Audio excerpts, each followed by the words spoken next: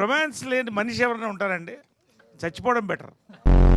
మీరేమో పవిత్రమైన రొమాన్స్ అంటున్నారు, ఆయనేమో పవిత్రంగా ఉంటుంది, పవిత్ర పవిత్ర పవిత్ర అంటారు. ఏంటి పవిత్ర పవిత్ర అని ఇద్దరు కూడా ఎక్కువ మాట్లాడుతున్నారు? ఇప్పుడు మీరు ఎక్కడ మా బట్టల మీద కమెంట్ చేస్తారని మాకు భయంగా ఉంది, అందుకని అదేనా అంటే మీరు కూడా వేసుకోవాలి కాబట్టి మేము చాలా జాగ్రత్తగా పవిత్రంగా మాట్లాడుతున్నాం. 50 ఏళ్ళు వచ్చినాయి మీకు, మరి ఇలాంటి డ్రెస్ వేసుకున్నారని మీరంటే మళ్ళీ మేమేమన్నా? అవును, మీ షర్ట్ కొంచెం పొట్టిగా టైట్గానే ఉంది. అవును, ప్యాంట్ ఫుల్గా ఉంది కదా. ఉంది.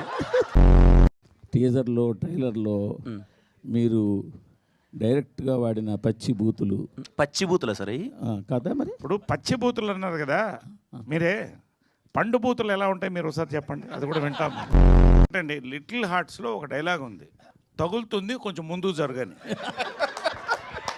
లేలే సెన్సార్ మరి యాక్సెప్ట్ చేశారుగా, అంటే ఫ్యాక్ట్, అది ఉన్న ఫ్యాక్ట్, అది ఫ్యాక్ట్ అండ్ ఫ్యాక్ట్గా చెప్పారు.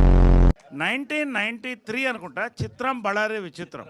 నేను లేడీ గెటప్ వేసుకుని లేడీస్ బాత్రూంలోకి వెళ్తా, బయట లేడీస్ పరిగెట్టుకొస్తారు. బయటకు వచ్చి ఏంటి ఇంతమంది పరిగెడుతుంది అంటే పాము కనపడింది అంట. సెన్సార్ ఏమన్నారు, పాము మాత్రం తీసేయండి అన్నారు.